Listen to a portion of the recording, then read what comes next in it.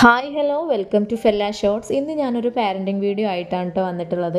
ഏതവസ്ഥയിലും follow ചെയ്യാൻ പറ്റുന്ന നല്ലൊരു പാരൻറ്റിങ്ങിൻ്റെ ടിപ്സും ആയിട്ടാണ് കേട്ടോ ഞാൻ വന്നിട്ടുള്ളത്. അപ്പോൾ നിങ്ങളുടെ ഫ്രണ്ടിനോട് നിങ്ങളൊരു അഭിപ്രായം ചോദിക്കുമ്പോൾ ആ ഫ്രണ്ട് പറയുന്ന രീതിയിൽ ഞാൻ പറയുന്നതിനെ നിങ്ങൾ കണക്കാക്കിയാൽ മതി. നമ്മുടെ റിയൽ ലൈഫിൽ കുട്ടികൾ കാണിക്കുന്ന കുസൃതികൾ ഏതൊക്കെ നമ്മൾ പാരൻറ്റിങ് വീഡിയോ കണ്ടാലും കേട്ടാലും അതിനൊന്നും നമുക്ക് ടിപ്സും ട്രിക്സും ഒന്നും കിട്ടില്ല. ചില സമയങ്ങളിൽ പാരൻറ്റിങ് വളരെ ഈസി ആയിട്ട് തോന്നാറുണ്ട്, ചിലപ്പോൾ ഏറ്റവും ബുദ്ധിമുട്ടുള്ള ജോലിയായിട്ടും തോന്നാറുണ്ട്. എന്തെങ്കിലും ആയിക്കോട്ടെ എന്ന് കരുതി വളർത്തുകയാണെങ്കിൽ പാരൻറ്റിങ് വളരെ ഈസി ആയിരിക്കും. പക്ഷേ എല്ലാ കാര്യങ്ങളും ക്ലീനായിട്ട് പഠിപ്പിക്കേണ്ട കാര്യങ്ങളെല്ലാം പഠിപ്പിച്ച് മക്കളെ വളർത്തണമെങ്കിൽ നമ്മുടെ ഒരുപാട് എഫേർട്ട് ആവശ്യമാണ്. സമയം ഒരുപാട് വേണം. അതുപോലെ തന്നെയാണ് നമ്മുടെ ക്ഷമ, നമ്മുടെ ലവ് ആൻഡ് കെയർ ഒരുപാട് ആവശ്യമാണ്. അതിന് ഒരുപാട് എഫേർട്ടും ആവശ്യമാണ്. രണ്ടിനും റിസൾട്ട് വരും. എങ്ങനെയെങ്കിലും വളർത്തിയാലും റിസൾട്ട് വരും, നമ്മുടെ എഫേർട്ട് ഇട്ട് വളർത്തിയാലും റിസൾട്ട് വരും. ചില സമയങ്ങളിൽ ഈസി ആയിരിക്കും, എല്ലാ കാര്യങ്ങളും ഉദ്ദേശിച്ച രീതിയിൽ തന്നെ വരും. അതുപോലെ തന്നെയാണ് ചില ദിവസങ്ങളിൽ വളരെ ബുദ്ധിമുട്ടായിട്ടുള്ള ദിവസമായിട്ടും തോന്നാറുണ്ട്.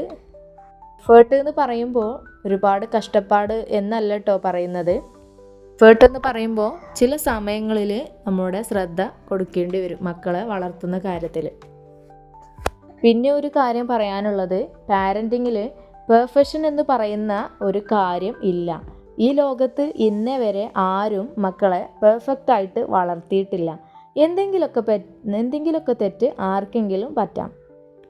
ഇവിടെ ട്രൈ ചെയ്യുന്നിടത്തോളം നമ്മൾ തോൽക്കുന്നില്ല. കുട്ടികളെ വളർത്തുന്ന രീതിയിൽ ഓരോന്നും പരീക്ഷിച്ച് നോക്കാം. അതുപോലെ തന്നെ പുതിയ പുതിയ കാര്യങ്ങൾ കേൾക്കുന്നത്, നമ്മൾ നല്ല നല്ല കാര്യങ്ങളൊക്കെ നമ്മുടെ ജീവിതത്തിൽ പകർത്തിയെടുക്കാം. അപ്പോൾ ഞാൻ ചെയ്യുന്ന കുറച്ച് കാര്യങ്ങൾ നിങ്ങളോട് ഇവിടെ ഷെയർ ചെയ്യുകയാണ്. സ്ട്രെസ്സുള്ള, ജോലി ഭാരം കൂടുതലുള്ള, ഒരുപാട് ജോലിയുള്ള ഒരു ദിവസമാണെങ്കിലും അല്ലാന്നുണ്ടെങ്കിൽ തീരെ ജോലി കുറഞ്ഞ ദിവസമാണെന്നുണ്ടെങ്കിലും കുട്ടികൾ രാവിലെ എഴുന്നേൽക്കുമ്പോൾ തന്നെ കരച്ചിലും ബഹളവും, അല്ലാന്നുണ്ടെങ്കിൽ വെറുതെ വാശി പിടിക്കുക, ഇങ്ങനെയൊക്കെയുള്ള ഒരു ദിവസമാണ് സ്റ്റാർട്ട് ചെയ്യുന്നതെങ്കിൽ ഞാൻ ചെയ്യുന്നത്, നല്ല ക്ഷമയാണ് ആദ്യം വേണ്ടത്. നിൽക്കാം, നല്ല എനർജി വേണം. നമ്മുടെ എല്ലാ സ്ട്രെസ്സും കാര്യങ്ങളും മാറ്റിവെച്ച് കുട്ടികളോട് ക്ഷമയോടുകൂടി പെരുമാറുക. സ്നേഹത്തിൽ ഓരോ കാര്യവും പറഞ്ഞ് മനസ്സിലാക്കുക. ഓരോ കാര്യവും ക്ഷമയോടുകൂടി ചെയ്തു കൊടുക്കുക എന്ന് പറയുമ്പോൾ അവർ വാശി പിടിക്കുന്ന ഓരോ കാര്യത്തിനും നമ്മൾ ക്ഷമയോടുകൂടി നിന്ന് കൊടുക്കുക. അതിന് നമുക്ക് ഒരുപാട് എനർജി ആവശ്യമാണ്. ഞാൻ എൻ്റെ എനർജി സേവ് ചെയ്യുന്നത്, നിങ്ങളോട് സംസാരിക്കുന്നത് വളരെ ചെറിയ സൗണ്ടിൽ മാത്രം, വളരെ ലോ വോയിസിൽ മാത്രം സംസാരിക്കുക. രാവിലെ തന്നെ ഞാനത് തുടങ്ങും, അതായത് ചെറിയ ശബ്ദത്തിൽ മാത്രം തുടങ്ങും. അപ്പോൾ കുട്ടികൾ എന്തൊക്കെ വാശി പിടിച്ച് ചോദിച്ചാലും കരഞ്ഞാലും ബഹളം ഉണ്ടാക്കിയാലും ഞാൻ എൻ്റെ ഏറ്റവും ചെറിയ സൗണ്ടിൽ മാത്രം അവർക്ക് അതിനുള്ള റിപ്ലൈ കൊടുക്കും. ഏറ്റവും താന്ന് വളരെ ലോ ആയിട്ട് മാത്രമാണ് ഞാൻ സംസാരിക്കുന്നത്. പിന്നെ ഒരേ ടോണിലായിരിക്കും ഞാൻ സംസാരിക്കുക. അവർ കരഞ്ഞാലും അവർ ചിരിക്കുകയാണെങ്കിലും ഞാൻ ഒരേ ടോണിൽ മാത്രമാണ് സംസാരിക്കുന്നത്. ഒന്നുമില്ല, ഉപ്പും മധുരവും ഇല്ലാത്ത സംസാരം. നമ്മൾ ഇങ്ങനെ ചെയ്യുമ്പോൾ ഇത്തരം കുട്ടികൾ ഇതൊക്കെ കേൾക്കുമ്പോൾ കാണുമ്പോഴൊക്കെ അവർ എത്ര പ്രശ്നത്തിലാണെന്നുണ്ടെങ്കിലും എത്ര തന്നെ വാശി പിടിക്കുകയാണെങ്കിലും ഞാൻ ഒരേ ടോണിൽ സംസാരിക്കുമ്പോൾ ഇവരും ആ ഒരു ലെവലിലേക്ക് വരും. എനിക്ക് 3 കുട്ടികളാണ്. അപ്പോൾ മൂത്ത ആൾക്ക് 9 വയസ്സും രണ്ടാമത്തെ ആൾക്ക് 6 വയസ്സുമാണ്. അപ്പോൾ അവർ തമ്മിലും ഇടയ്ക്കിടയ്ക്ക് എന്നും ബഹളവും കുസൃതികളും കച്ചറകളും എല്ലാതും ഉണ്ടാവലുണ്ട്. വാശി പിടിക്കലും കരച്ചിലും ബഹളവും ഒക്കെ ഉണ്ടാവലുണ്ട്. അപ്പോൾ ഞാനിങ്ങനെ ട്രൈ ചെയ്തപ്പോൾ ഒരു പരിധി വരെ എനിക്ക് നല്ല റിസൾട്ട് കിട്ടിയിട്ടുണ്ട്.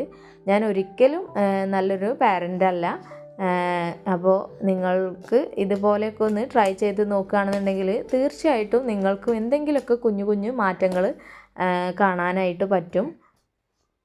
മൂത്ത ആൾക്ക് കുറേയൊക്കെ കാര്യങ്ങൾ പറഞ്ഞാൽ കേൾക്കുന്ന ഒരു പ്രായമൊക്കെയാണ്.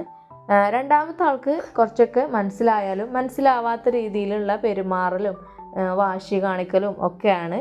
അപ്പോൾ രണ്ടാൾക്കും ചിലപ്പോൾ ഒരേ സാധനം തന്നെ ആയിരിക്കും വേണ്ടത്. അല്ലാന്നുണ്ടെങ്കിൽ കുളിക്കാനാണെന്നുണ്ടെങ്കിൽ ഫസ്റ്റ് അവൾ കയറട്ടെ അല്ലെങ്കിൽ ഞാൻ കയറട്ടെ എന്നുള്ളതാണ് മിക്കവാറും ദിവസങ്ങളിൽ എൻ്റെ വീട്ടിലുണ്ടാവാറുള്ളത്. ഫസ്റ്റ് ഞാൻ കുളിക്കും എന്നൊക്കെ പറഞ്ഞാണ്ട് അങ്ങനെയൊക്കെയാണ് ഇവിടുത്തെ കാര്യങ്ങൾ.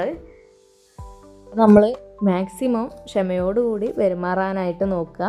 പിന്നെ 8 മാസമായിട്ടുള്ള എൻ്റെ മോനാണുള്ളത്. അവന് പിന്നെ വാശി പിടിച്ച് കരയാൻ മാത്രമേ അവന് അറിയുള്ളൂ. ഇതാ എൻ്റെ ജോലികൾ ഇവിടെ ഏകദേശം കഴിയാറായി. അപ്പോൾ കുറച്ച് അലക്കിയ തുണികളൊക്കെ ഉണ്ടായിരുന്നു, വിരിച്ചിടാനുണ്ടായിരുന്നു. അപ്പോൾ അതൊക്കെ ഒന്ന് തോരയിടാണ് കേട്ടോ. നമ്മുടെ വീഡിയോ കണ്ടിട്ട് നിങ്ങൾ ഓക്കെ ആണെന്നുണ്ടെങ്കിൽ പ്ലീസ് ഒന്ന് സപ്പോർട്ട് ചെയ്യാൻ മറക്കരുത്. എന്നും പറയുന്ന പോലെ തന്നെ പുതുതായിട്ട് നമ്മളെ വീഡിയോ ആരെങ്കിലും കാണുന്നുണ്ടെന്നുണ്ടെങ്കിൽ പ്ലീസ് ഒന്ന് സബ്സ്ക്രൈബ് ചെയ്യുക. നിങ്ങളുടെ അഭിപ്രായങ്ങൾ തീർച്ചയായിട്ടും കമൻറ്റ് ബോക്സിൽ അറിയിക്കാനായിട്ട് നോക്കുക. നിങ്ങളുടെ സപ്പോർട്ടില്ലാതെ ഒരിക്കലും മുന്നോട്ട് പോകാൻ കഴിയില്ല. എങ്കിലേ എനിക്ക് അടുത്ത വീഡിയോ ഇടാനായിട്ട് കഴിയുള്ളൂ. അപ്പോൾ മറ്റൊരു വീഡിയോ ആയിട്ട് നമ്മൾ വീണ്ടും വരുന്നതാണ്. Thank you for watching.